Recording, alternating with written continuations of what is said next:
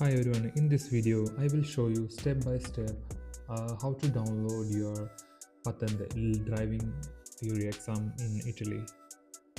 First you need to log in Automobilista Portale using your speed or carta d'identità. Click on Portale dell'Automobilista home. Then you need to click Accedi Portale. After clicking Accedi Portale, you will see this login with Speed ID or Carta di Identità. I have logged with my Speed ID and my Speed ID is Posta ID.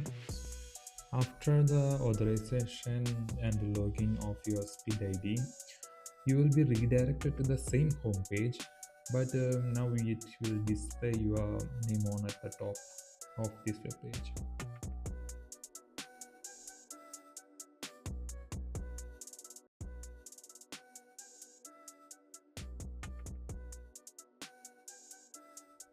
Here you can see your name at the top, confirming that you are successfully logged in.